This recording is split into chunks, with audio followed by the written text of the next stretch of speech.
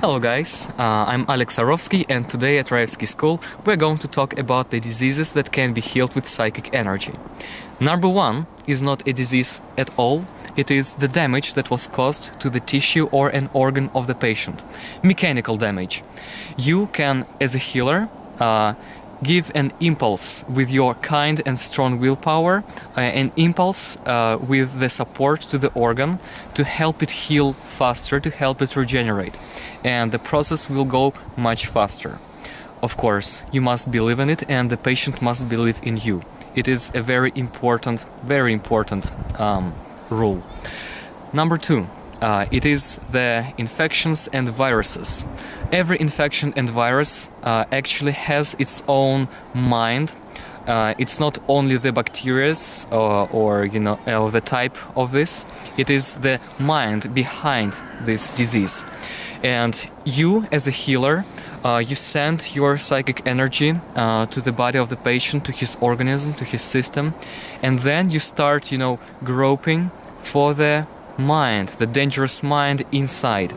And once you spotted it, you feel that something starts to opposing, to struggling you as, your healing power. And then, once you feel it, you must create this choking of this mind, and you must hold it and send the concentration, send your pretty much killing intent into this interaction, and you hold it, and you feel that you are struggling, your powers are struggling, one another, the tug of war, and then you must be stronger. Of course, you must be stronger, or the disease will get into you, and it will infect you. Wow, such a great helper.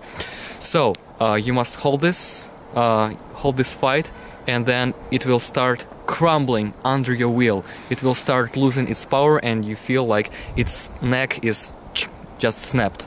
And this is going to be the breaking point of this struggle.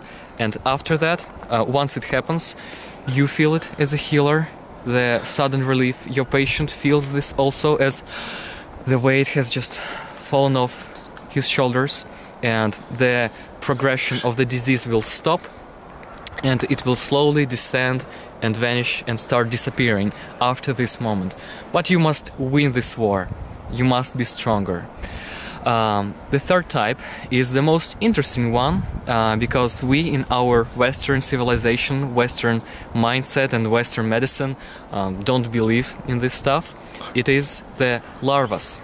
The larvas, I want to remind you what they are, how they appear. Every person, every human has a physical body and also other bodies, more subtle. And when the soul comes back to its source after death of the physical body, it also discards, takes off like the clothes, the other bodies, shells also. And usually, if the person was not the best person on earth, low morals, just not a very good person in general, his shell, his astral body, discarded astral body, continues the momentum, the inertia of life. It wants to live as a real animal, and it is looking for the source to take the life energy, to take the life force. It is looking into the realm, into the physical realm, looking for people with the weakened defense, the weakened aura. Aura has the concept of aura. It has a protective layer on the outside. When we feel stress and intense stress, then our defense weakens, and there are holes in it, and these energy vampires, these larvae, can just get through. And once they are in, they bite, they pounce on the nerve channels, they bite into them and start sucking our life force out of us. And usually, if you feel after the stress, especially if you experience stress a lot in your life, you feel like you're low on power, and the further it goes, the less power you have. It's not only because of your, some internal problems. This is also because of the energy vampires sucking you this very moment. So, what happens? How to heal them? You approach the patient and you again infuse his atmosphere, his aura, his organism with your energy, and in your energy, in your psychic energy, these larvas, these parasites, they suddenly start feeling unhealthy. You see, once they got in, they got used to the energy of the patient, of your patient. It became their ocean, where they live, where they thrive. But once you enter with your strong and different magnetization, different power, different sound, different vibration, they start feeling uncomfortable and they start wandering around the body of the patient, around his organism, causing what is called the wandering pains. This is one of the usually signifies that there is a larva in the organism, and your patient feels the movement, this pain.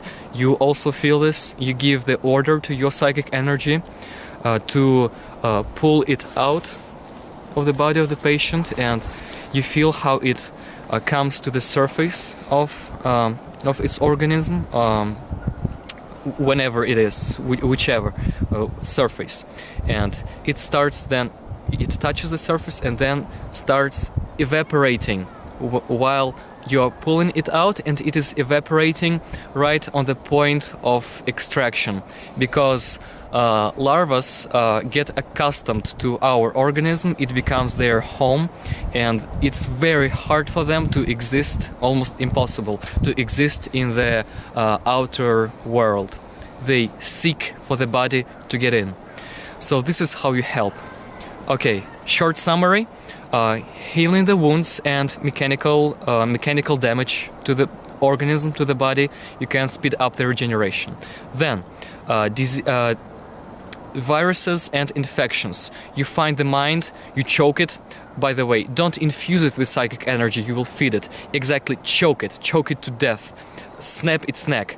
That's number 2. And number 3, the astral parasites, the larvas, energy parasites, that you should infuse psychic energy and pull them out of the organism. That's it.